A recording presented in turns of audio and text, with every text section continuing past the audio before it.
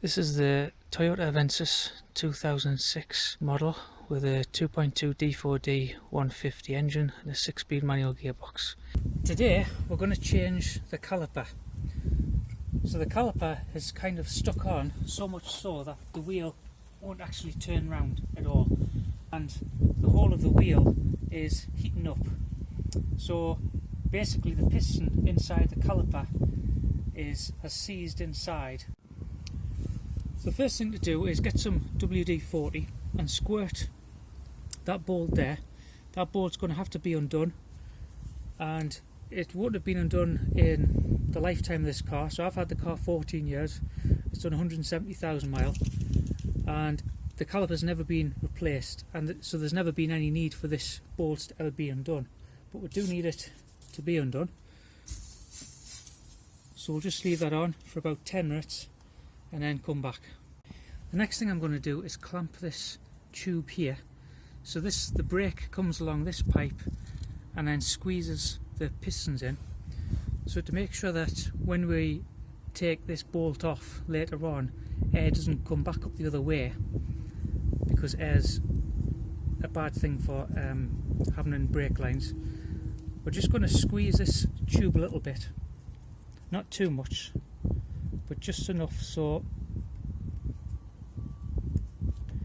nothing can go back up. I would recommend using a short impact socket, and the reason why an impact socket is better is because it has 6 sides. You'll notice there's 6 sides on the bolts that we're going to undo, and this is much better than using a spanner which has, say, 12 sides, because you're going to get more grip if it's got exactly the right amount of sides. As well, with an impact you can hammer that on if need be. In this case we don't, but you can always hammer that on if there's a lot of corrosion. And invest in a power bar for this, and you get more control and leverage with a power bar rather than using something like short like this.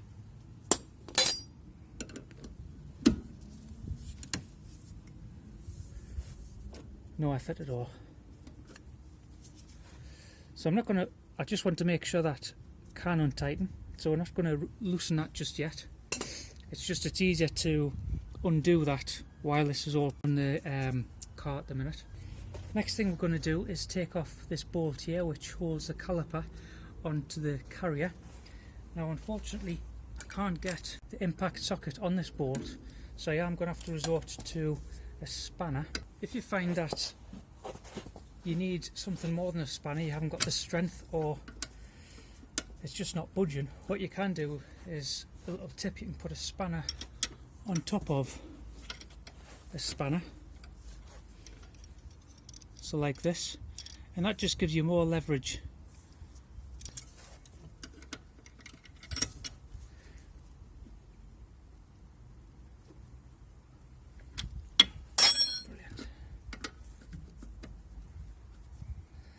So just loosen it for now, because there's a one at the bottom we need to get to.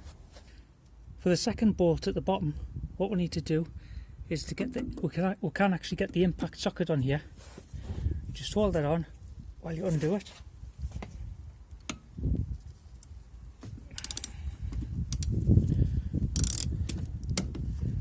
And then you can just undo the rest with your fingers. Before we completely take that off, we'll just need to put a tray underneath, because there may be some brake fluid that comes out. So just take them bolts off. So these are 13mm bolts. Just put them to the side. Now this might be a bit stiff. It should come off, but as in this case it's not. So what you need to do is to get some leverage, a big screwdriver, and just put it in there like that.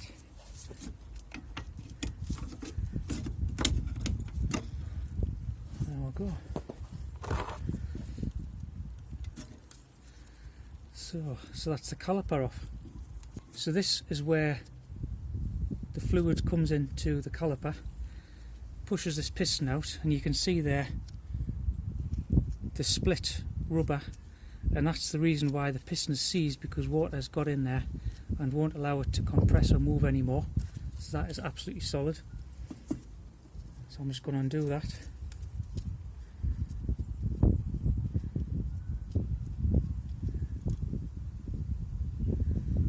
Now this has to be really clean when we put it back in. We're just going to put it in the tray for now. You'll see the brake fluid coming out there.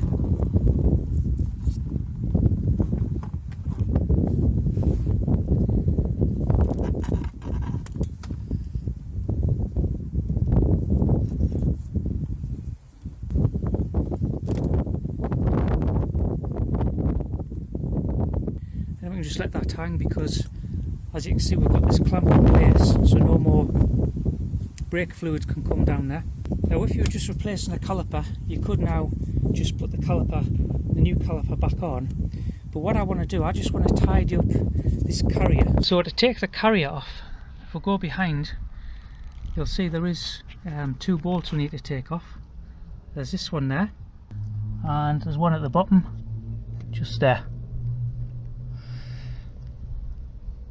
So I'm going to put some WD-40 on them.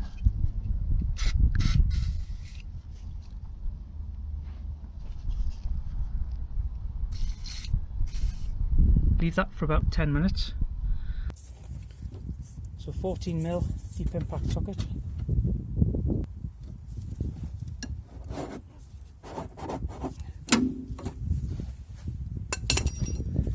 Now I've used the power bar, I can use the ratchets to get the rest off.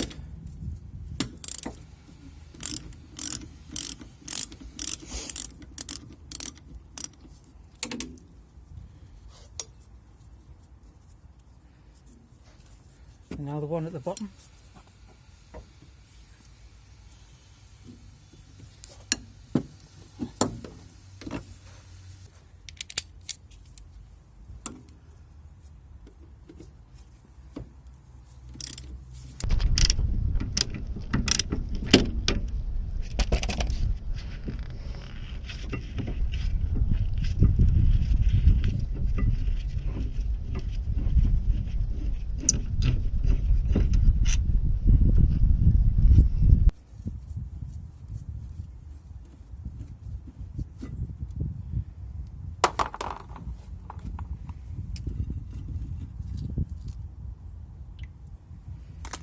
And that's now the carrier off.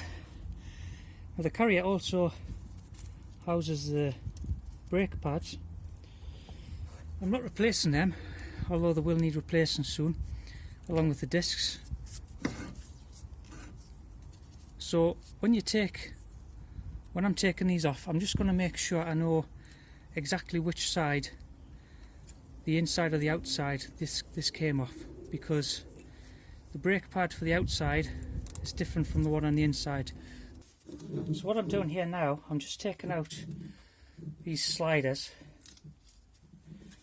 making sure I put them down exactly how they came off the carrier.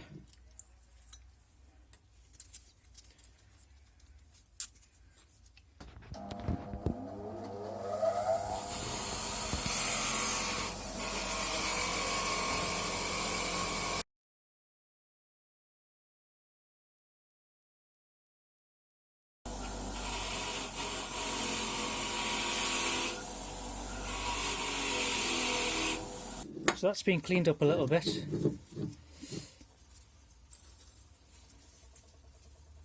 And this just means that when it puts the sliders back onto the carrier, it'll just mean that it goes on so much more easier.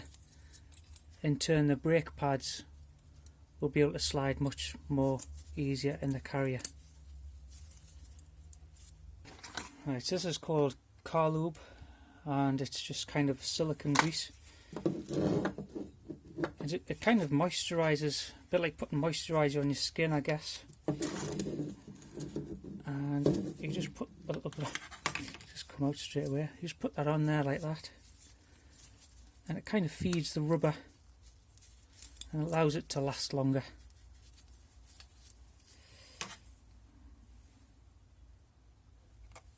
Just a little bit this time. Just one thing to point out, these bits here are pointing upward like that for when you put them back onto the car. They shouldn't really turn, but just in case they do. So this is the new caliper, and I'm using a stock caliper for this.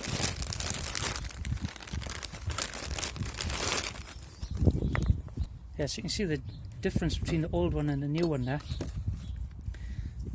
And what you've got to make sure of is that you do have the correct one for the correct side. So we're doing the right hand side now, which is the off side, and you've got to be careful because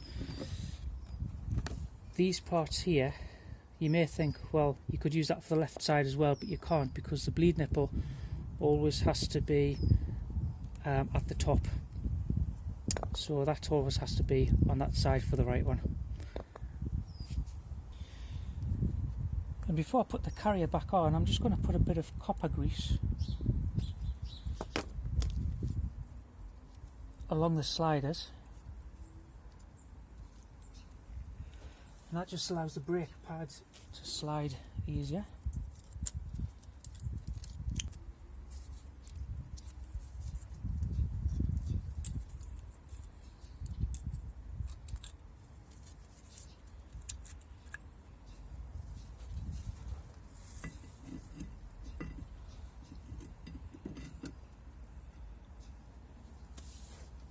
So I'm just going to put a little bit of copper grease on the threads.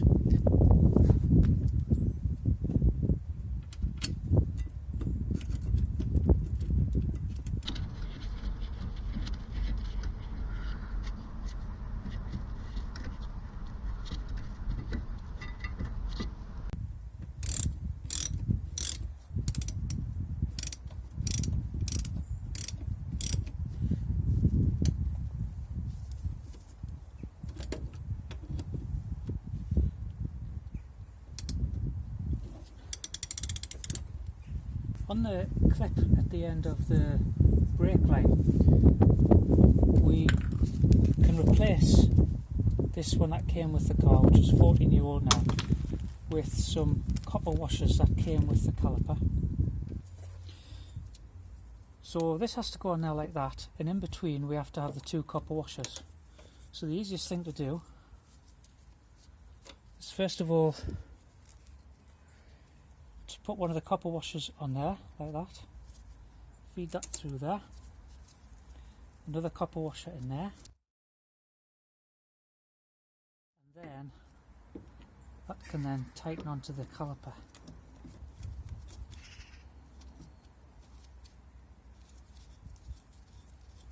There we go.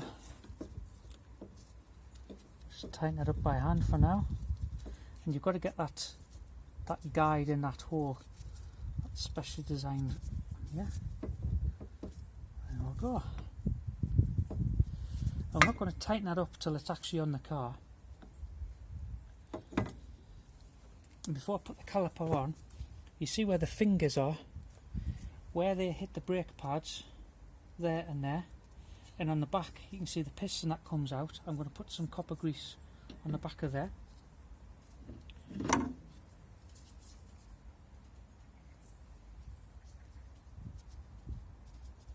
And this means that when you come to change your discs or pads, which in this case won't be too long, it'll be easy to get the caliper separate from the pads. There we go.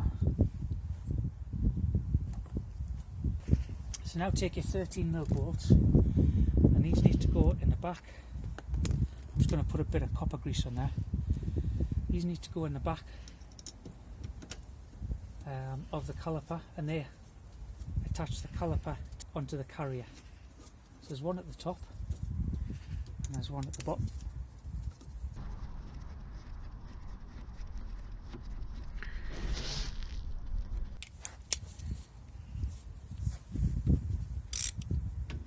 Remember, righty tighty, lefty loosen.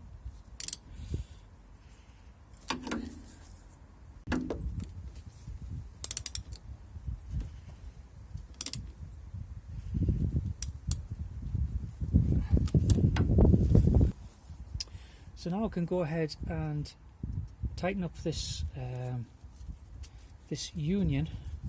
I think that's what it's called. And just hold the back of it while you're doing that, just so you don't put too much pressure on.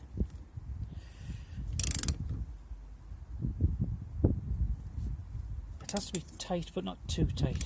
There we go. And you can see them copper washers that we put in before, they're going to squash in nicely to create a real airtight seal, because we don't want any air getting into the brake system.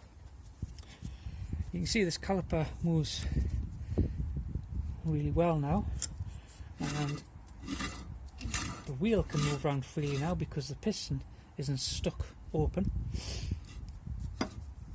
Next thing we need to do now is to bleed the system. To bleed the system, what you need is some kind of jam jar, clear receptacle. But this is the important bit of kit. It's a clear tube, and what it has is some kind of valve, and you can see the arrow there, and that tells you that it only goes in one direction. So basically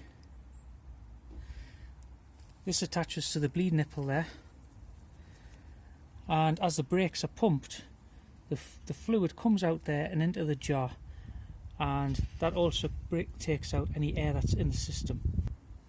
Before we attach this, we just need to take the nipple cover off.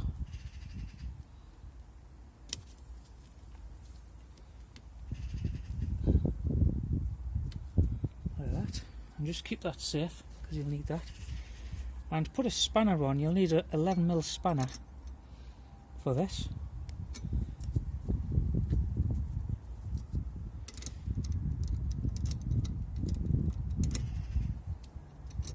And you just want it so that it's almost tight on.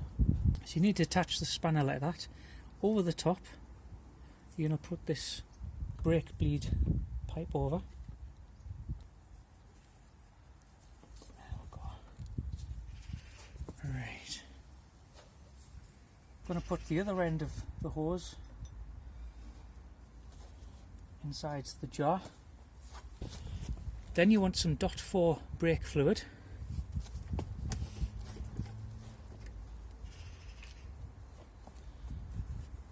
Just put a little bit of brake fluid in there like that. You can now release this clamp, this G clamp that was stopping air going back in. So what you need to do now is to ask a friend to pump the brake pedal while you release the spanner on the bleed nipple. Unfortunately, I don't have any friends, but I do have a father-in-law who is going to help me with that. When I say down, he's going to push the brake pedal down. This will then force the fluid up that tube there into the caliper. I'm going to then release the spanner. The fluid will then come out, and you'll see some fluid and air bubbles come out and go into the jar. Then I'm going to tighten the bleed nipple back up so air can't go back over, and then I'm going to say up, and Colin will then release the brake pedal, and then we're going to do the whole process again until there's no more air bubbles and the brake fluid that comes out is new. So just check your brake fluid reservoir, make sure that's at the max. You can take this off because we're going to be constantly filling it up. You don't want to let this get below minimum. So after a few pumps of the brake pedal, we're going to top that up to make sure there's always enough fluid going out. So as the air goes out the system and the old fluid goes out, when you want new fluid going back in. Down. Down.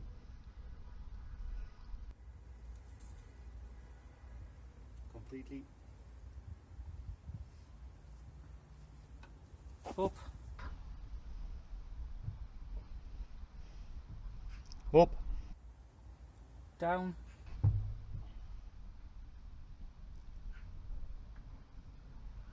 Down.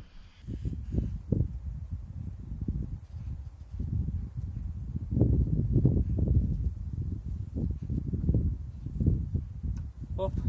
You may notice some brake fluid just coming out the threads as you loosen the brake bleed nipple, but that's understandable because there's a lot of pressure coming through the brake pipe, And as long as when this is tight there's no leaks, that's okay.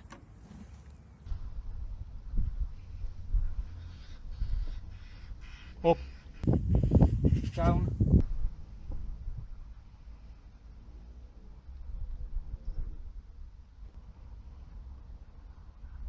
Down.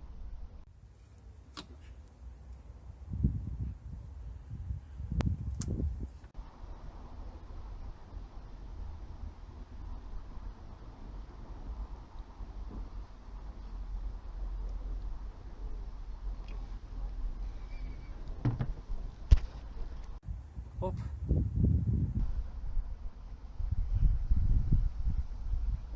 Up. Down.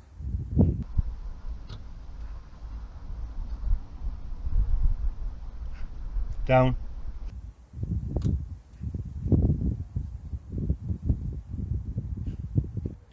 So you can see there the jar's starting to fill up and there's no more bubbles coming out of there, that is just pure fluid. So as I tighten that back up now, so we're going to do this a little bit more until the new brake fluid starts to come through. Once you get to a point where the jar starts to fill up and the new fluid that's coming out of the new caliper is clear and totally different from the dark dirty fluids that was in the brake lines, you can then finish your brake bleeding. To finish the brake bleeding, tighten it up a fair bit and then you can go ahead and release the tube that's connected to the bleed nipple.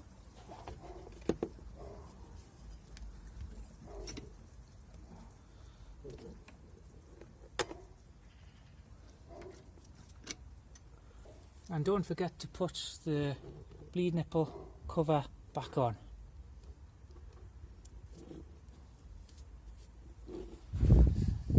Now that the new caliper is on and we've bled the brakes, the wheel can turn around freely now. Just make sure there's enough brake fluid in the bottle just by tapping it so you can see where the level is there. You can see it's just above max and that's fine. Oh, it's washing the apples, that's good.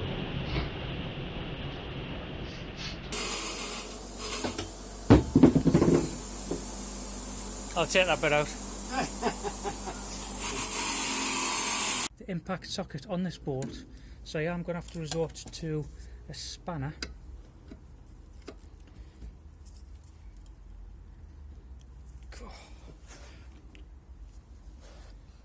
You may notice some bits of brake fluid coming out the nipple there when you undo it. Yes.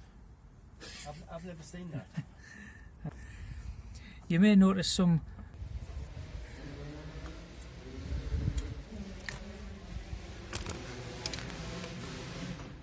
the little chavs.